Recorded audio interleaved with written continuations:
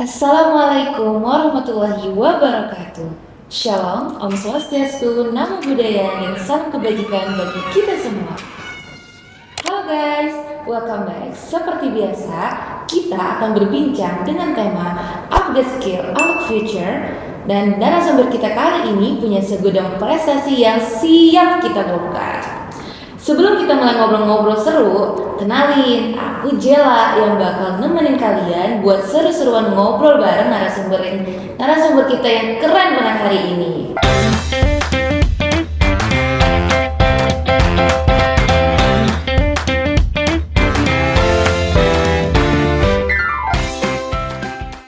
Nah, narasumber kita kali ini spesial banget loh.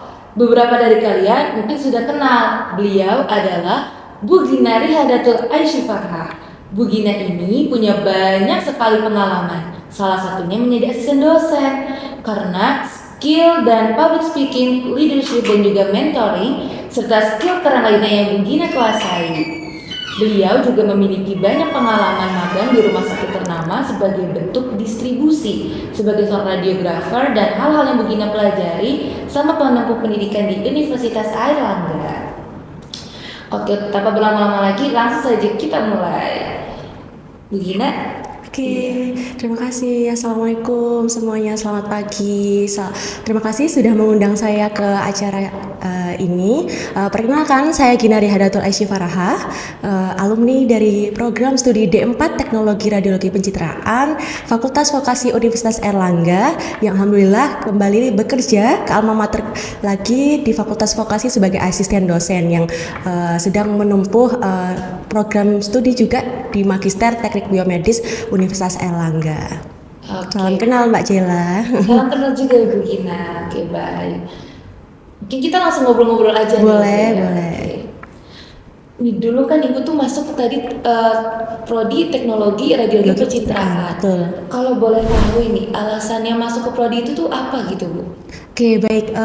Program studi ini merupakan ini ya dari background cabang kedokteran gitu ya, dari kesehatan. Nah, kebetulan keluarga besar saya backgroundnya juga dari kesehatan Mbak. Nah, dari berbagai macam profesi, nggak hanya dokter saja. Maka dari itu ada insight dari beberapa saudara, kemudian didukung oleh orang tua juga bahwasanya dunia kesehatan itu kan sangat masih dibutuhkan ya untuk tenaganya. Maka diarahkan agar cepat lulus mendapat pekerjaan gitu. Setelah lulus maka masuk ke diploma ini karena kita kan nanti banyak praktiknya ya. Jadi sehingga sudah terasah skillnya, jadi setelah lulus bisa langsung kerja seperti itu Mbak ya.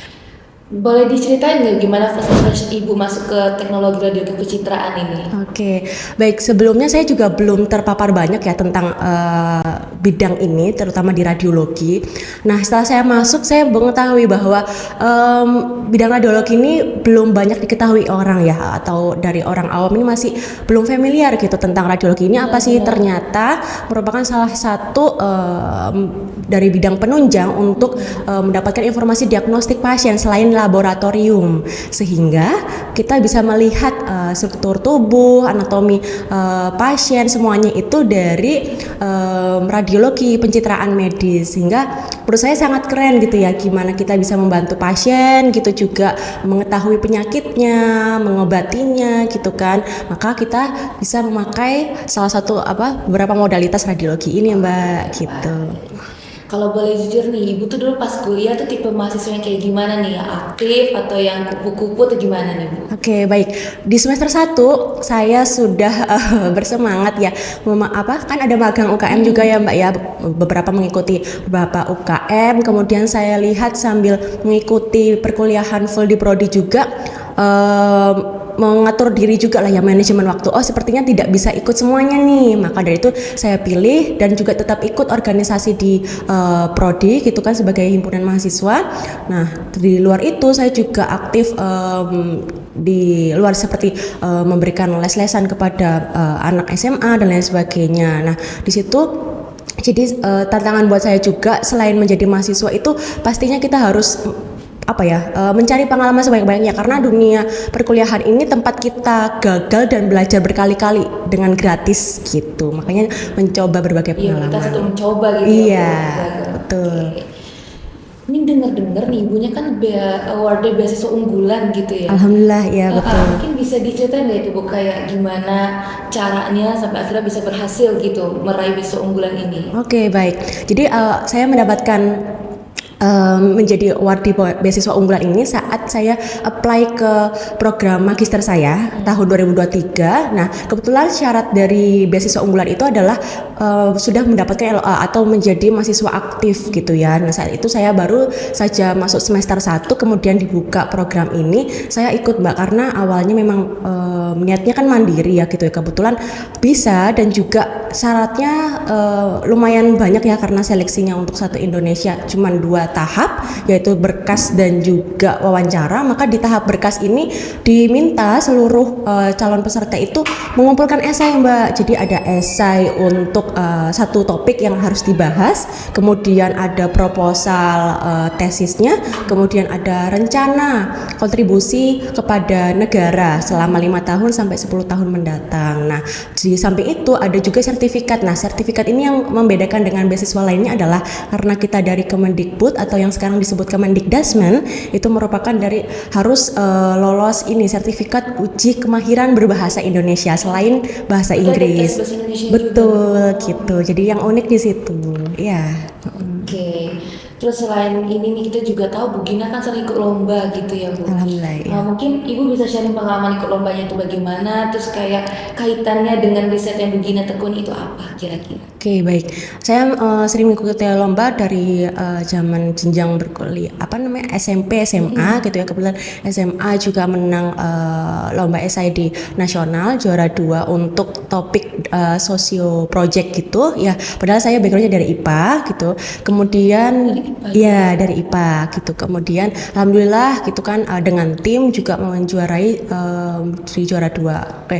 Kemudian di perkuliahan ini saya terus mengembangkan kemampuan menulis saya karena saya senang menulis gitu. Pada akhirnya di saat program magister kemarin saya sambil sudah ada skill menulis karena sudah terbiasa skripsi kemarin kan menulis artikel, kemudian juga saya coba sambil melakukan sedikit penelitian gitu ya kecil-kecilan saat program magister itu berjalan, maka saya mengikuti lomba poster Mbak. Nah di situ sudah ada hasilnya, kemudian saya jadikan poster diikut lombakan pada saat itu alhamdulillah menang gitu. Di situ saya berpikir bahwa ya selama masih ada waktu untuk mengerjakan hal-hal yang positif saya lakukan itu agar mengisi waktu luang saja dan juga mengasah itu gitu ya. Karena manusia pada dasarnya tidak akan pernah berhenti belajar.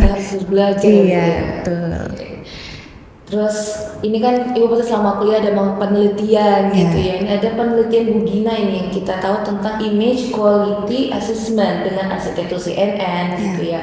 Itu kedengarannya kan wah keren banget nih kita dengernya gitu. Mungkin bisa diceritain nggak Ibu secara singkat risetnya dan tantangan terbesarnya dalam penelitian itu gimana? Oke, pada dasarnya hal itu berangkat dari permasalahan yang saya temui saat menjadi tenaga kesehatan pada saat itu ya setelah lulus gitu kan. Karena kita sudah terjun di lapangan, ada beberapa hal yang mungkin ini relate ya. Kenapa nggak dibuat seperti ini? Nah disitulah ada gap-gapnya. Maka ketika saya kuliah S2 maka akan saya aplikasikan ilmu S2 itu untuk hal-hal yang saya rasa itu bermanfaat nantinya seperti itu. Maka di situ saya cetus penelitian seperti itu di mana ingin menentukan kualitas citra sebuah citra radiografi itu dari CNN yang dimana sekarang kan sedang masif ya AI gitu. Di samping kita harus up to date dan juga selalu update ilmu, maka saya aplikasikan dengan metode deep learning itu Mbak gitu. Oke, baik. Terus setelah lama penelitian, pasti kan kita pada tahun ada internship gitu ya, Bu ya.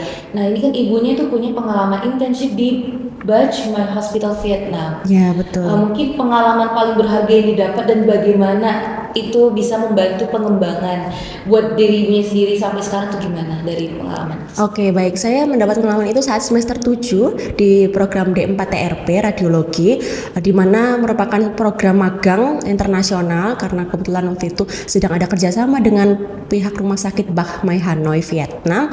Maka dipilih beberapa mahasiswa yang diseleksi mampu mampu mengikuti magang ke sana. Nah, di sana saya mendapatkan banyak sekali ilmu yang bermanfaat, juga pengalaman yang luar biasa ya, di mana mendapatkan berbagai macam kasus penyakit yang tidak biasa ditemui di Indonesia, kemudian mempelajari budaya kultur di sana, pasien-pasiennya, mempelajari modalitas yang ada di rumah sakit tersebut juga. Kemudian di samping itu saya melakukan penelitian juga di sana. Jadi penelitian skripsi saya diambil data dari sana gitu Mbak. Nah, maka dari itu di sana juga kita bertemu karakteristik orang berbeda-beda ya pastinya ya. Nah, di situ kita belajar selain mengasah ilmu bersosialisasi, kemudian leadership, kemudian tentang mengasah kemampuan berbahasa Inggris juga. Nah, di situ jadi punya berbagai macam pengalaman yang sangat bisa membentuk menjadi diri saya sekarang adalah saya bisa ditempatkan di tempat manapun berada dengan lebih percaya diri, confident gitu, kemudian tetap mempertahankan integritas gitu, dimanapun kita berada tetap harus mempertahankan soft skill, adanya mengikuti etika gitu kan ya, karena di negara asing kan kita tidak punya selalu ada privilege atau power gitu kan, maka kita harus mengikuti. Nah, disitulah impactnya dari sana gitu. Terus sekarang kesibukan Bu Gina apa nih? Jadi dosen ya katanya Bu? Iya, alhamdulillah sekarang saya karena 2023 kemarin saya sambil S2 ya, jadi dibuka skema baru oleh Universitas Airlangga, saya mendaftar menjadi asisten dosen. Alhamdulillah sekarang menjadi asisten dosen dan bulan Juli kemarin saya sudah lulus S2 juga, sehingga nanti langkah kedepannya insya Allah akan mengabdi pada UNER selanjutnya gitu. Gimana nih Bu rasanya peralihan dari awal jadi masuk UNAIR dan sekarang bakal jadi dosennya di UNAIR gitu, gimana? Iya, saya menjadi mendapatkan dua view yang berbeda gitu ya. Saya juga pernah merasakan menjadi mahasiswa, maka dari itu ketika menjadi dosen atau tenaga pendidik juga saya bisa merasakan apa yang mahasiswa rasakan saat ini. Maka dari itu mencoba bertindak seprofesionalitas mungkin gitu ya, dimana pasti ada porsinya masing-masing, kita lakukan sesuai tanggung jawab tersebut ya. Jadi di tenaga pendidik pasti kita juga akan memberikan contoh dan lain sebagainya, maka dari itu saya bilang akan tetap berintegritas seperti itu. Oke, terus aku nih dengerinnya sebagai POV mahasiswa pasti kayak wah penasaran dan pengen tahu nih buat gimana bisa berkembang seperti Bu Gina gitu ya.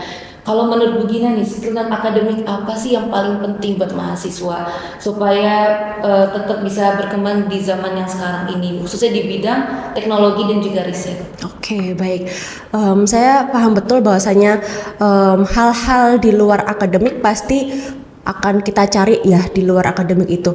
Kalau menurut saya yang penting untuk mahasiswa lakukan sekarang adalah mempertahankan hubungan relasi dengan siapapun gitu. Karena pengalaman saya juga, saya tetap mempertahankan komunikasi yang bagus, hubungan relasi dengan siapapun, misalnya sejawat, dosen, kemudian alumni atau teman seangkatan atau kakak tingkat, adik tingkat dan lain sebagainya. Itu ternyata beberapa tahun kemudian kita akan ternyata bisa punya hubungan lagi, dan itu akan sangat berdampak pada teknologi dan riset Mbak. Jadi kebetulan sedikit cerita ya, saat saya menjadi tenaga kesehatan setelah lulus D4 itu kan nggak langsung S2 ya, itu saya dengan dokter sejawat saya di tempat saya bekerja juga itu yang memiliki hubungan yang baik. Kemudian saat saya resign, beliaunya kan juga ya sedih ya, kenapa ternyata kan kuliah lanjut gitu. Nah, tidak disangka-sangka ternyata beliau menjadi supervisor saya atau dosen pembimbing saya saat S2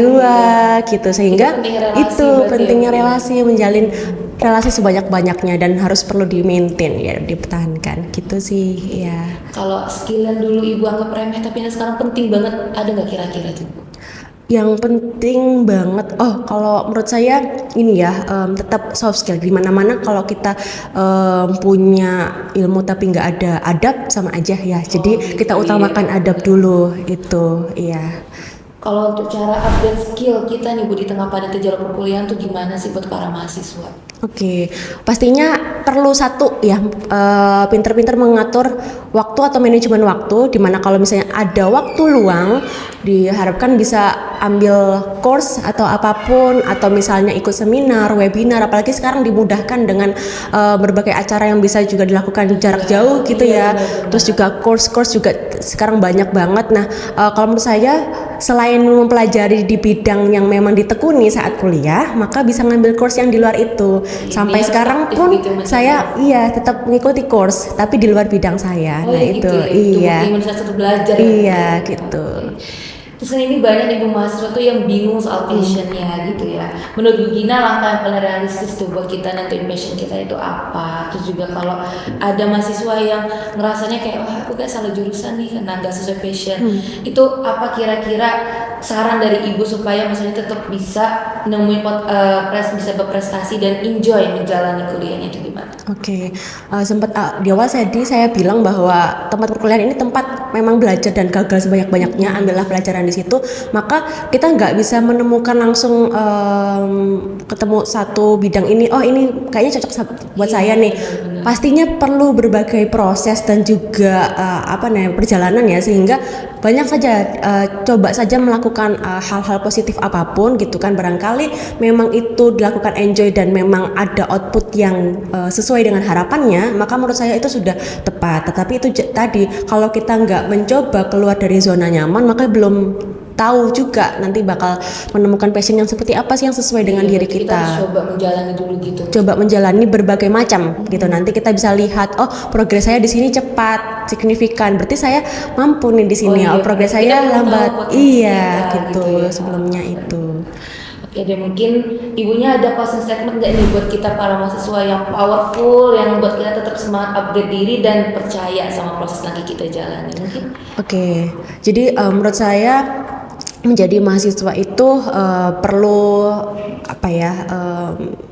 percaya diri terhadap kemampuan diri sendiri. Tidak ada manusia yang malas, bodoh dan lain sebagainya, tetapi yang ada adalah yang rajin dan mau berusaha. Nah, di situ kita perlu mengasah skill dari hard skill maupun soft skill gitu kan, dimana itu akan sangat berguna di masa depan. Apapun yang akan dilakukan mahasiswa saat dalam perkuliahan, entah dari tugas dari dosen ataupun saat organisasi seperti Mbak ini mengikuti BEM dan lain sebagainya, itu pasti akan berguna di masa depan untuk menjalani kehidupan bermasyarakat. Karena bagaimanapun nanti kita akan kembali ke masyarakat, maka representasikanlah bagaimana seharusnya mahasiswa sekarang cepat tanggap gitu kan, menyesuaikan dengan zaman dan tetap mengutamakan adab dengan ilmunya seperti itu. Dulu dia, Bu. Iya, betul gitu. Oke, mungkin terima kasih banyak nih Iya. Bu Gina. Kita udah seru banget obrolannya hari Alhamdulillah, ini. terima kasih. Iya, banyak banget pengalaman dan juga tips-tips baru nih yang kita bisa ambil dari ibu yang buat kita tuh makin berani gitu buat upgrade diri gitu untuk terus berprestasi. Oke teman-teman, aku Jela mau bilang terima kasih banyak yang udah dengerin obrolan kita sampai selesai. Semoga ada banyak hal baru yang bisa kalian ambil untuk kita semuanya, jadi inspirasi dan juga bahan bakar nih buat langkah kita untuk terus maju ke depannya. Tetap semangat ya. Kenapa, Bu? Tetap semangat. Oh iya, tetap semangat teman-teman. Dari ini contoh yang sudah insya Allah bisa kita contoh lah ya keberhasilannya Amin. gitu. Jangan lupa untuk selalu follow, share dan juga kasih komentar biar kita bisa terus ngobrol seru bareng lagi di episode yang berikutnya. Sampai ketemu lagi di podcast selanjutnya. Tetap jaga semangat dan bye bye.